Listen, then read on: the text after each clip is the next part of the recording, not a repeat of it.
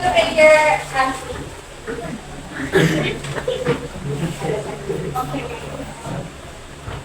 ay manalangin yung pangalan ng Panginoon. Manalangin maraming salamat po sa araw po ito. Mo kahit kaya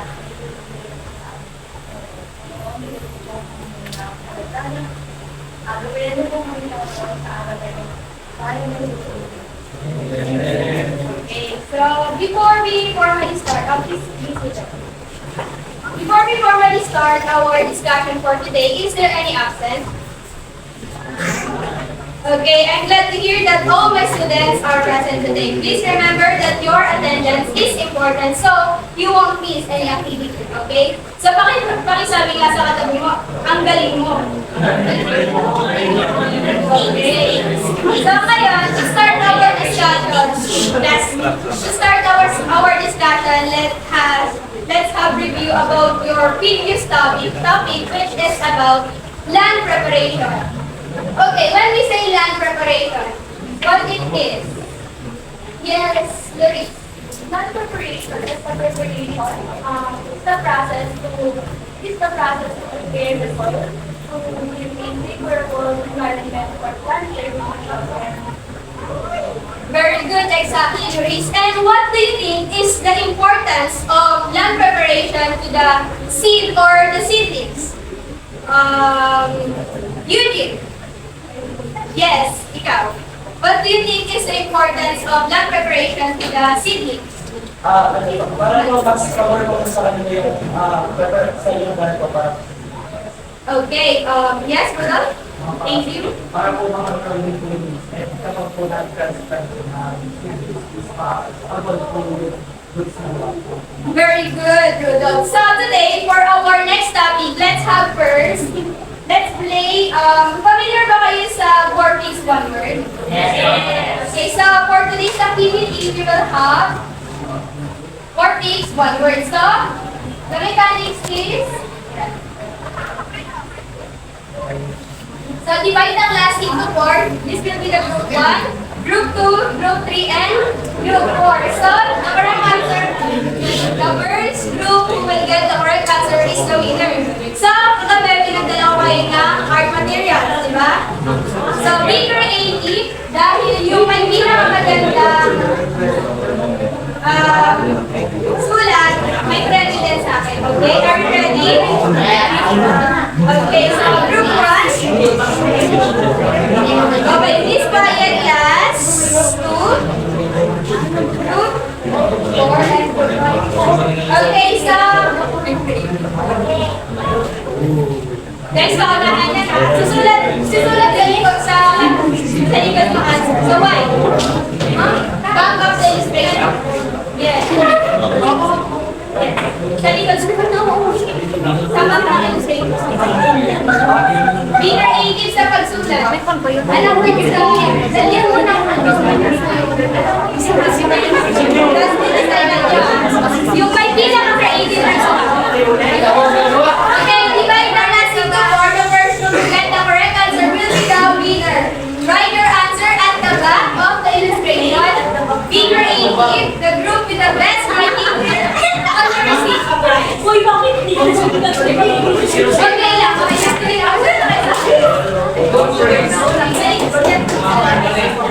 Yes.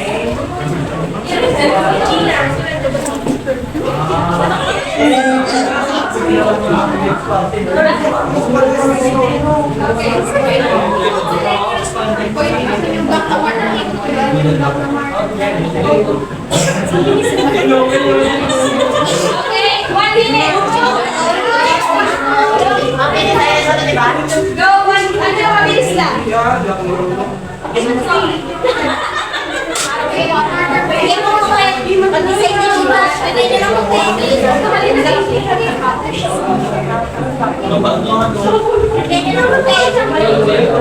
Okay.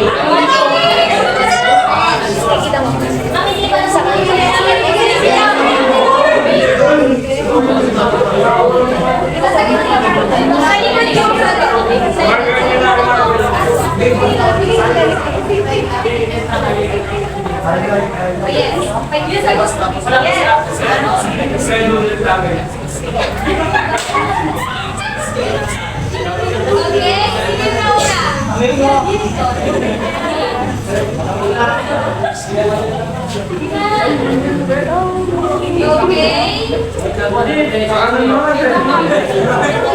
Okay, pass your paper. Sabi ko sa inyo, magdala kayo ng hard materials eh.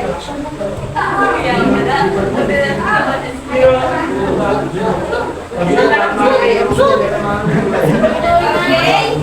Wait lang, ma'am.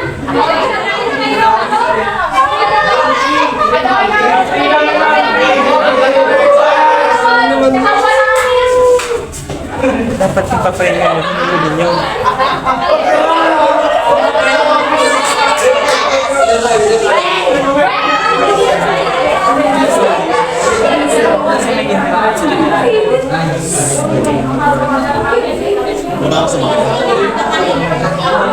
Please be quiet. Babawiin ko yan. Upo ay please. Okay? Yung paglalabanan na lang natin for 80, gano'n.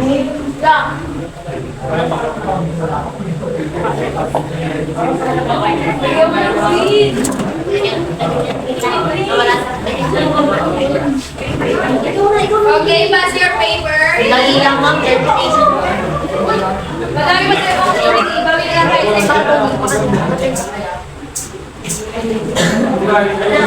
Okay, pass your paper, please. What is your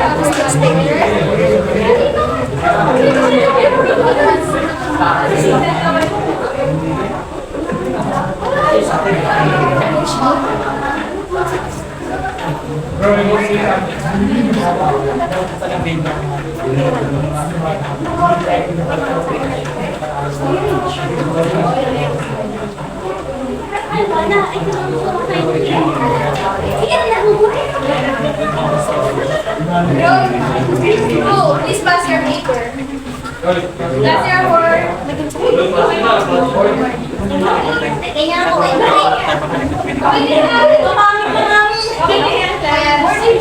Okay, ay,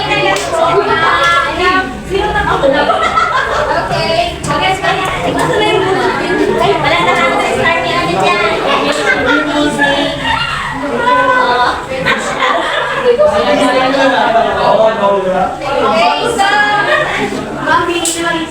Okay, yung for 80 kami natin pag-usapan. Now, will you please read yung sagot niyo?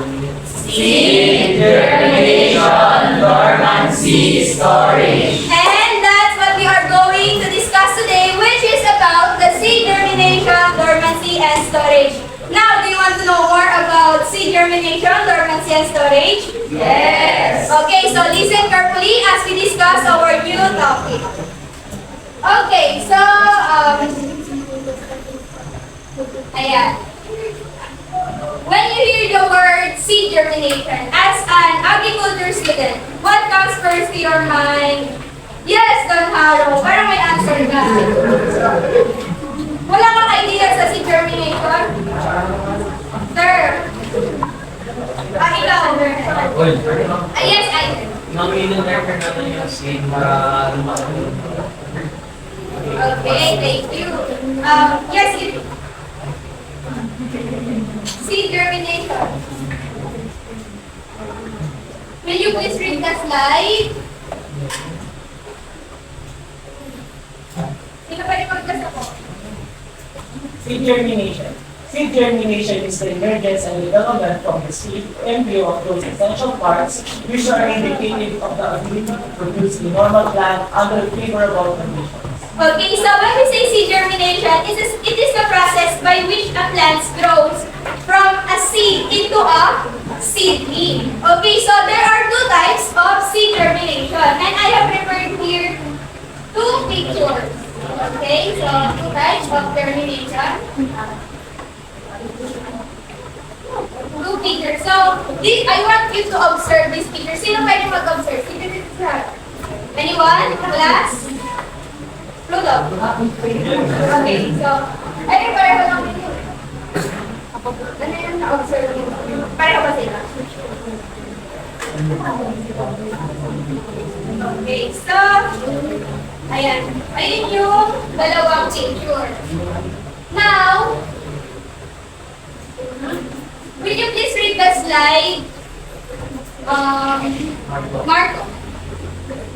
Germination reserved previously among the ground provide objective support to growing California,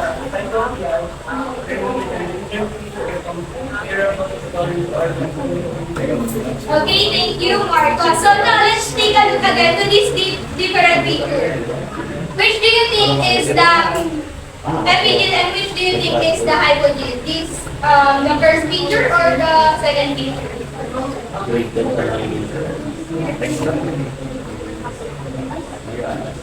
Very good. The first picture is the epigil termination as dahil yung pagkalagyan niya is nasa taas ng soil. Very good, Rudolph. While the second picture is hypogil because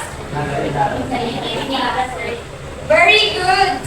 Ayan. So, the different types of germination can be noticed sa physical appearance niya. So, yung pagkalagyan niya is nasa taas kapag epigil, kapag nasa below the ground naman is hypogil. So, one of the best example of epigil is the sunflower, while yung best example ng hypogil is the mais. Okay, now let us proceed to our next topic, which is the process in seed germination. So, I have prepared here process in seed germination, which is not arranged in order. So as your activity for today, I want you to arrange this process. May I have 3 volunteers here in front who can arrange it? Rudolph? Arrange mo na. Let's try lang. Yes.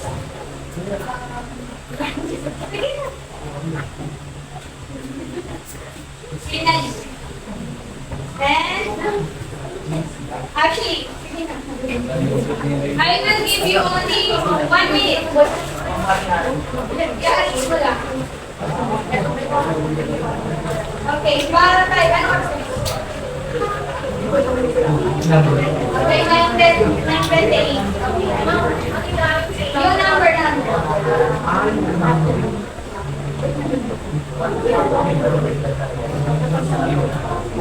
lang.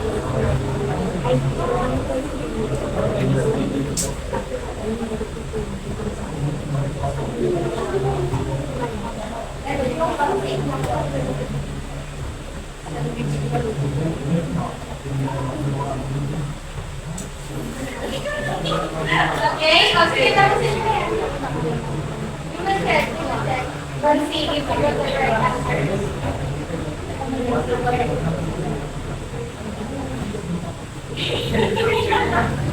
Okay, thank you to our volunteers. Now let us check if you got the correct answer.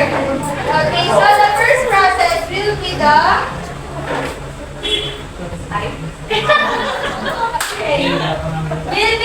incubation or uptake of water. So let's check.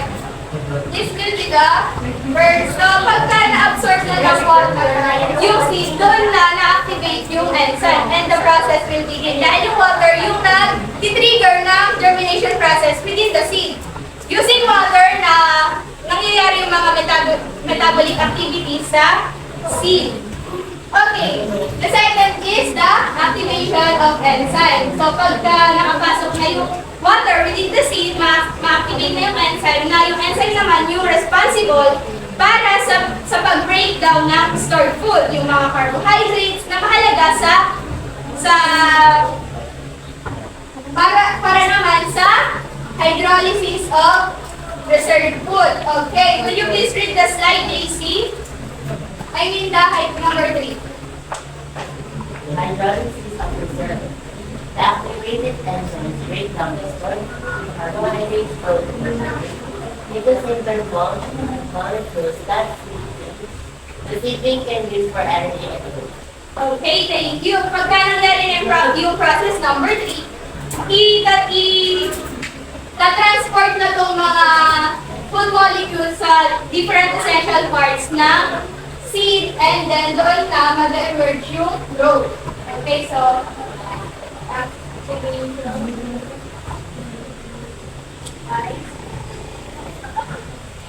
Okay. So, ito yung tamang answer. Okay, so, let me ask you a question. What are the basic things you need to live? What are the basic things you need to live? Yes. Water, very good. What else? Sleep. Sleep, very good. Ano pa? Yes. Huh? Okay, very good. And that is the basic human needs. And just like human seeds also have requirements for them to germinate. And that's what we are going to discuss today, the different requirements of seed germination. Okay, will you please read the slide? Requirements for germination. 1. Sufficient water. 2. Proper oxygen level. 3. Favorable temperature. 4. Light optional. And 5. Appropriate medium or substrate. Okay, so let us proceed to the sufficient water. Why do you think seeds needs water for them to be able to germinate? Yes. Water contains mineral seeds needs to grow. Very good. Thank you, Aiden. So, sufficient water is essential dahil siya yung nag-trigger ng process ng germination. Now, why do you think, what is the importance of proper oxygen level to the seed? Proper oxygen level. Marco. MJ. Aiden. Proper oxygen level to the germination. Okay, so seeds are just like humans. They also need to breathe. Very good. And that's what proper oxygen level is essential as it is crucial for the cellular respiration sa stored food energy. Okay, so what do you think is the impact of temperature to the germination? Yes, Anne. What do you think is the impact of temperature? Cellular respiration. Very good. So, nakaka-apekto siya sa metabolic activities within the seed, even yung temperature. Now, why do you think light is optional sa requirement ng germination? Yes. It's like flavor. Okay. It doesn't give some light. Very good, exactly. So, iba-iba yung mga iba na nag-require ng sunlight, while yung iba naman, kahit sa darkness, nag-grow sila. Okay, so, do you think seeds can grow without any medium or substrate? No. Yes, ma'am. Yes, Tyron. Bakit? Okay, dahil yung medium, it gives support to the plants as it grows. So, siya yung nagbibigay ng moisture para ma-retain yung buhay ng plant. Okay.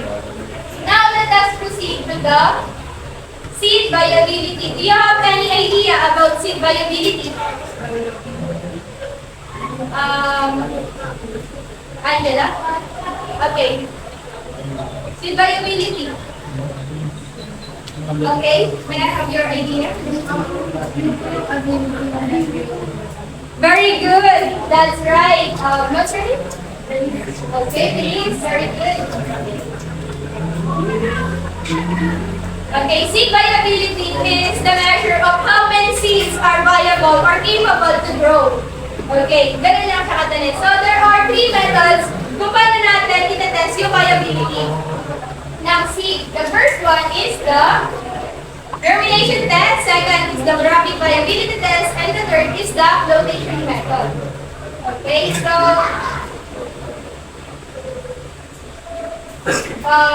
will you please read the slide, Marco? Germination test involves looking at the seeds of the plant and is done on the oxygen. Okay, thank you, Marco. So, germination test will take you 3 days or a week bago nyo siya makita. So, may I have volunteer here para gawin yung germination test? So, yung gagawin natin is madali lang. Dali ako ng gagawin.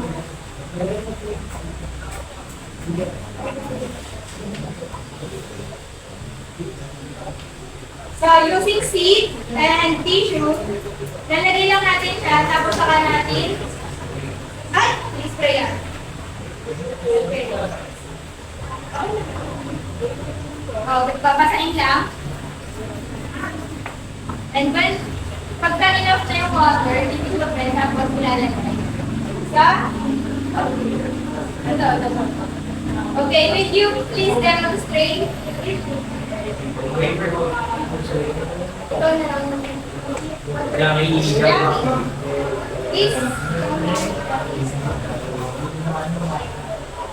Okay, so ino-notes nyo kung ilang kung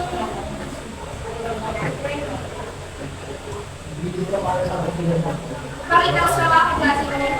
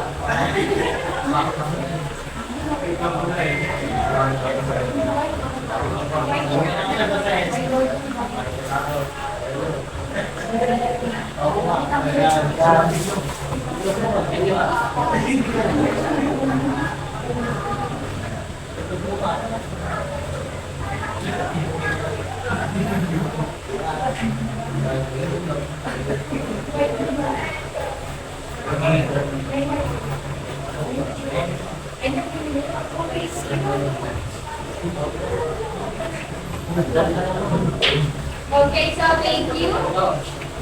So after nyo magmalagay ng paper towel sa seed, lalagay nyo siya ng date kung kailan nyo siya pick. And after ilang days, babubuksan nyo siya.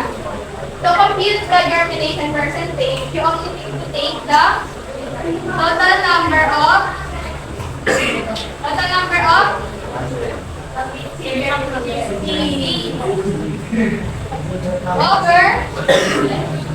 total number of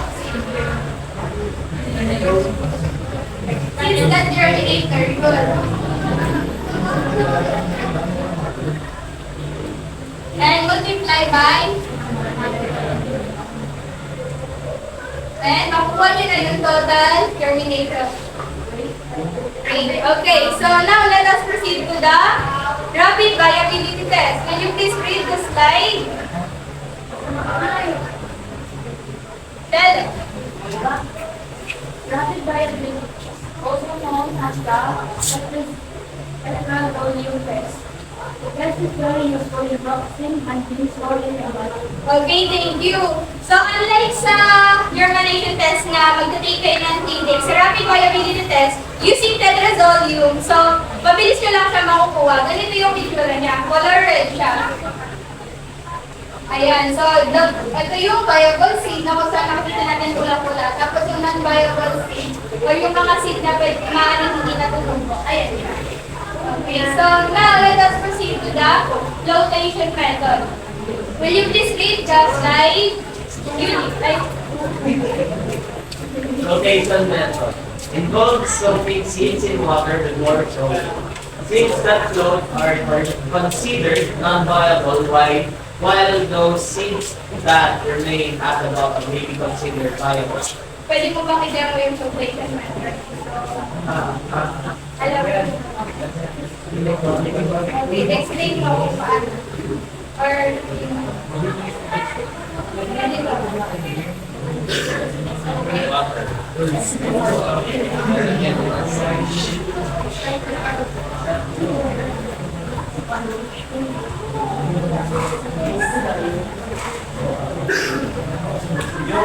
flotation method ay pagka nilagyan niyo ng tubig tapos pagka may tumakas na mga seeds, which is wala pa, so mga bumaba, is viable na seed.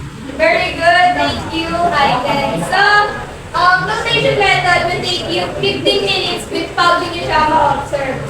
And tama yung sinabi niya, yung mga maglulubog, siya yung viable seed, habang yung lulutang sila yung hindi na pwede maaring na hindi na.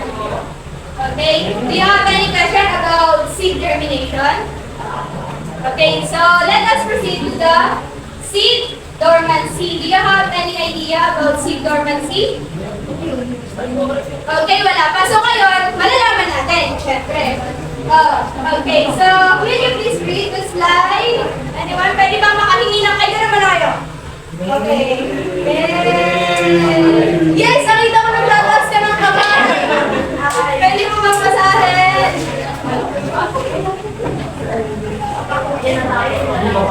Okay. Wala. Sige.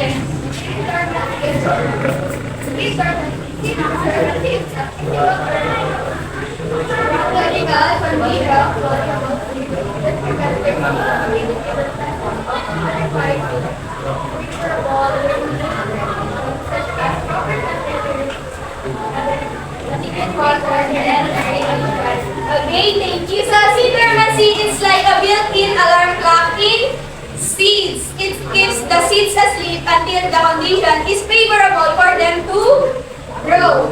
Okay, so what do you think is the significance of seed dormancy? Sige, gano'n ulit tayo ng kamay. Bilis! Gano'n yung kamay nyo? Nakuhin ko yun! Oh, dali! Yung kamay. Nairo! Nakadali! Pinagdalaga ng natasya ng kamay. Okay, ano sa tingin mo yung kahalagahan ng seed dormancy?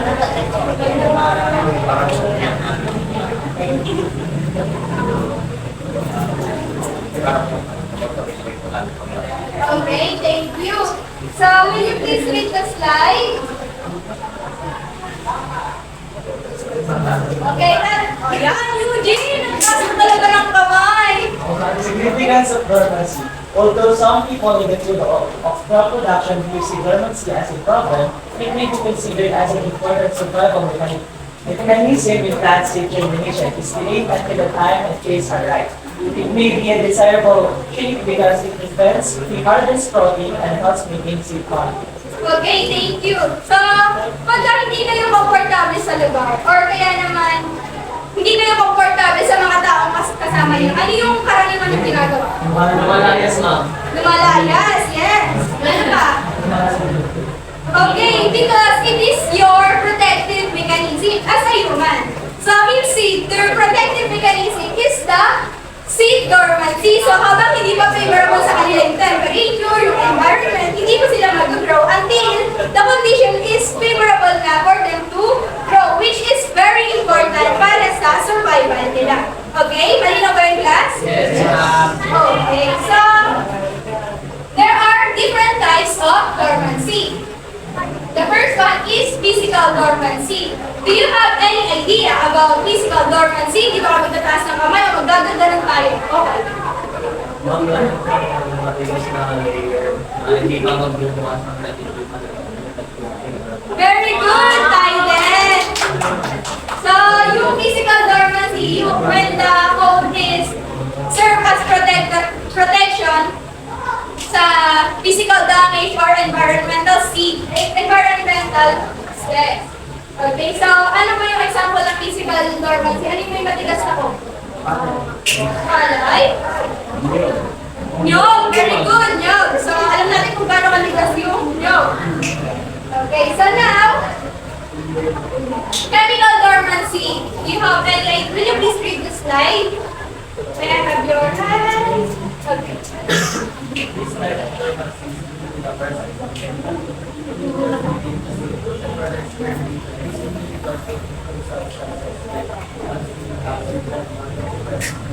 Okay, do you have any idea about abscisic acid? Okay, so ngayon, malaman natin. Abscisic acid is critical sa pag-promote ng seed dormancy. So, pinaprevent yung pag-absorb ng water ng seed. Okay. So, kaya, seed. So the next one is the physiological dormancy. Could you please read the slide? Other hand naman po. Yes, Angel. Also known as endogenous dormancy, is a type of cell dormancy that is caused by internal physiological factors often related to the development stage of the cell at the time of its birth. Okay, so physiological dormancy, ito yung hindi favorable yung environment or yung temperature sa seed. Kahit kahit valuable pa yung seed sa pag-grow, kung hindi naman siya favorable sa environment. An example man is yung apple seed. Kung gaano man kadami yung apple seed na pumunta dito sa Pilipinas, kung hindi talaga siya nag-grow dito sa Pilipinas, hindi siya tutubo.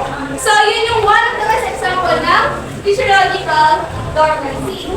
Now, let us proceed to the methods of breaking dormancy. So, we have physical, mechanical, and chemical scarification. Do you have any idea about physical scarification? Sige nga, ikaw nga ulit.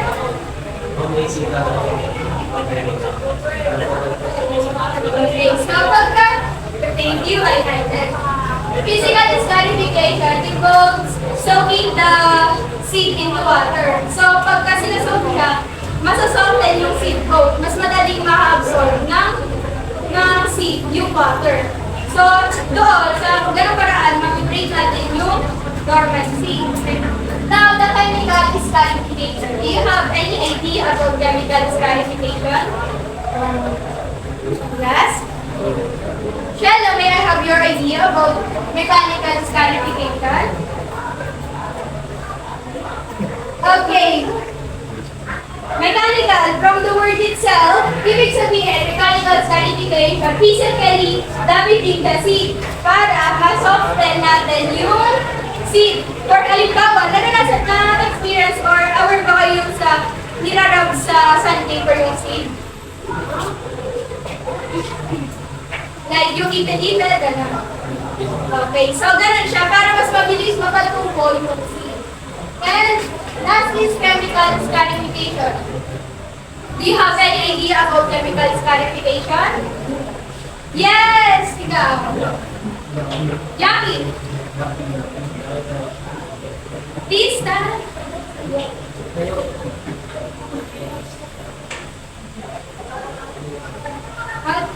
Any idea about chemical scarification?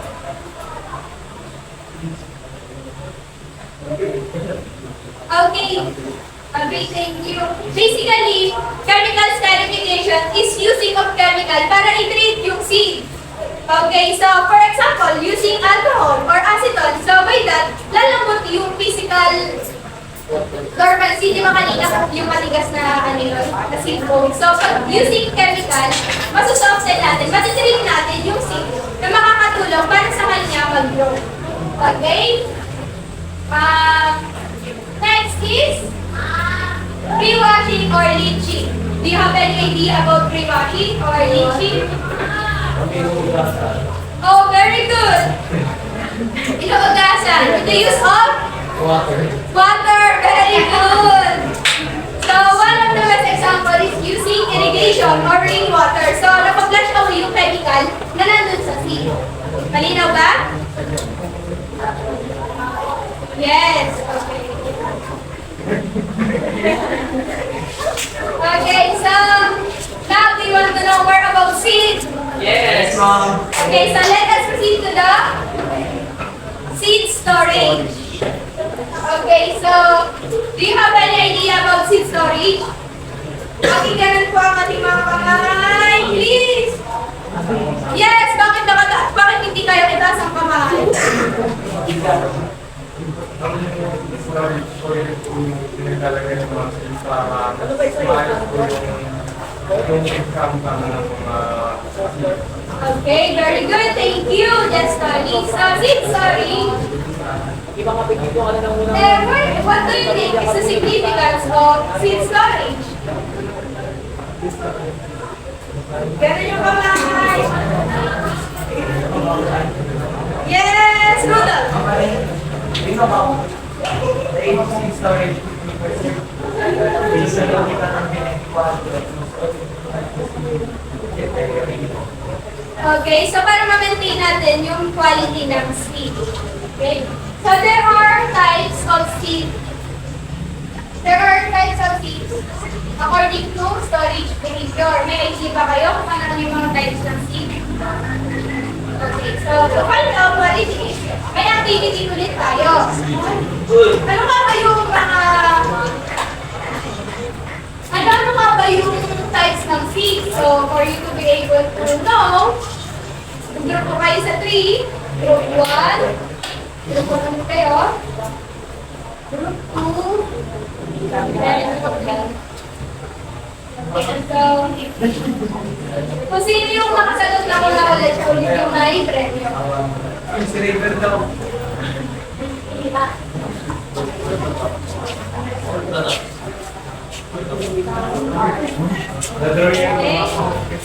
Okay, very good. Will you please read the definition?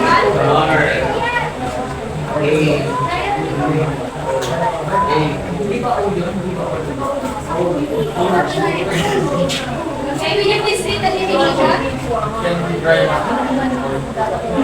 And tell us your answer. Intermediate. Okay, so other. Will you please read the definition and tell us your answer?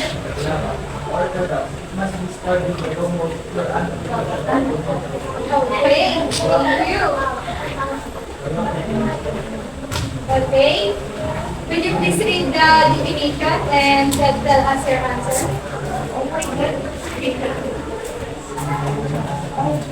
Pakibasa na lang yung... Okay, this will be the Resilcitra. Yeah.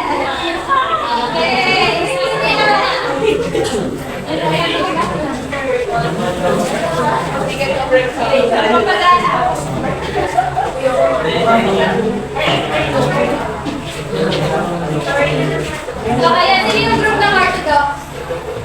Ayan, pwede ba sabay-sabay yung basahin? Saan? Sino yung pag-group? Orthodoxy, Association and cold storage tolerance, locker storage common place. Examples include cereals such as wheat, oat, and white rice, beans, and potatoes. Okay, very good. So, the other types is intermediate. Sino yung group ng intermediate? Okay, will you please read it aloud? Group.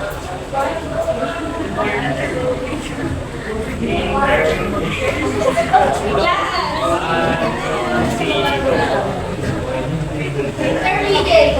Partially. Limited. Okay, thank you. So one of the best example of intermediate is yung papaya. Okay, so next is the recalcitrant. So yung example nito yung mga mangga.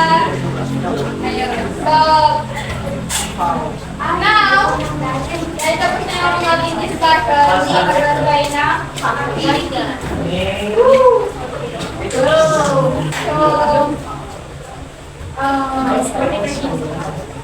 Yung group kanina ulit sa dito.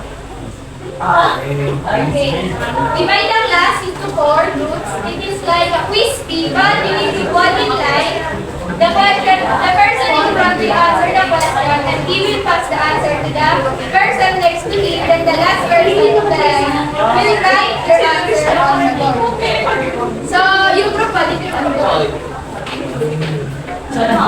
Group 2 and group 3. Ang saan yung 4? Ang sarap ka na. Ilang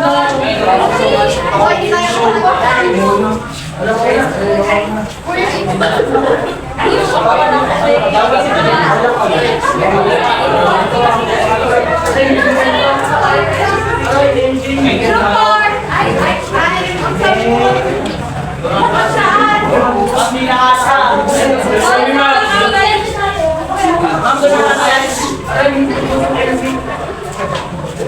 Okay, son, kayo yung magbabasa at sasabihin yung answer sa kanila. Tapos tayo, magsasabi sa kanila tayo dito sa kayo ako din lang.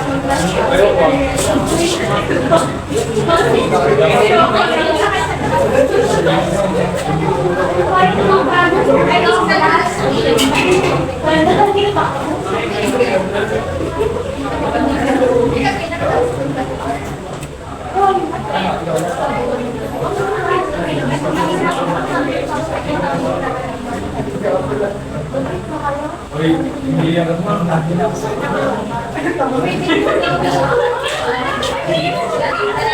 Okay, so, group 9. Ay, hindi pa namin babay. Meron.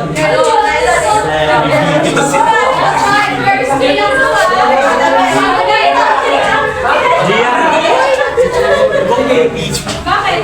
Hindi ba namin Hindi mo ako Ate, sige yung mga tatanong dito. Hindi mga tatanong.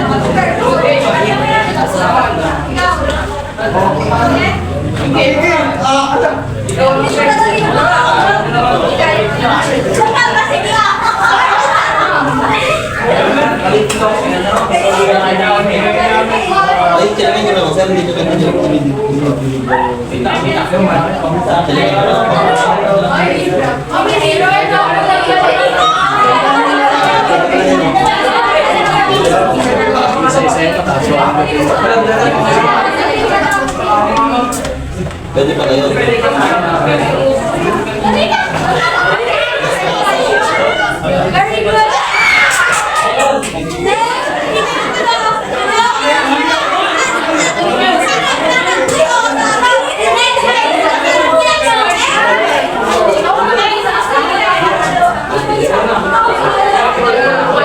Forward ka.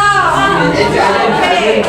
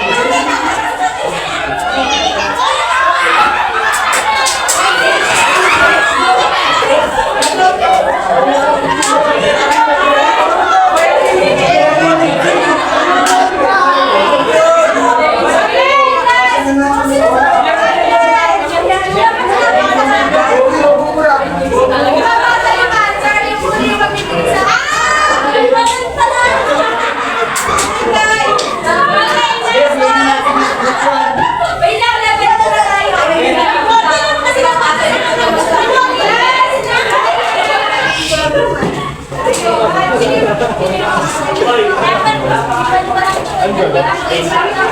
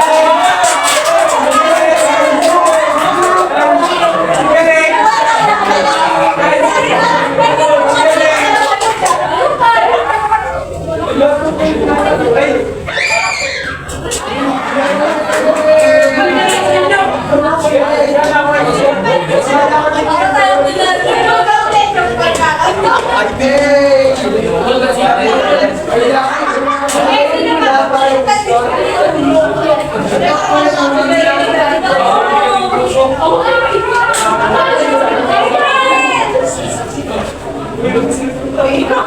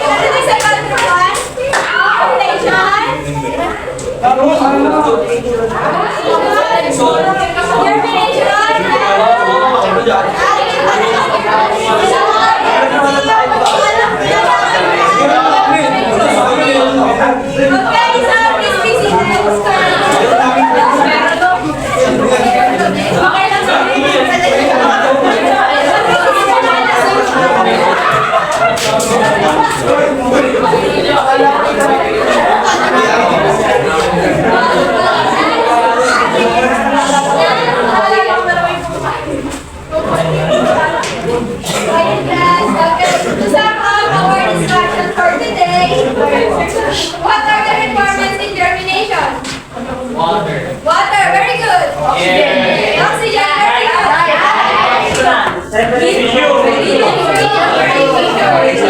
Very good. Halika, natutuwa. Okay, so what do you call the ability of seed to germinate? Seed? Very good, seed viability. Okay, so what do you call the physical condition of viable seed that prevents germination? Very good, seed, normal seed.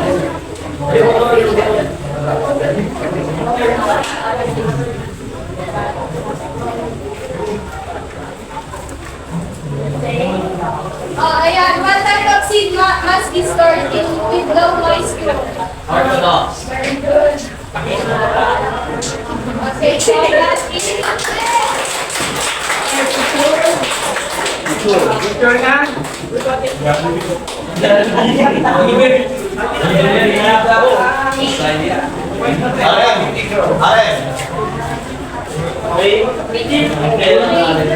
Halika mo na. Ang galing mo. Ate ko, ano yan? Problema kayo sa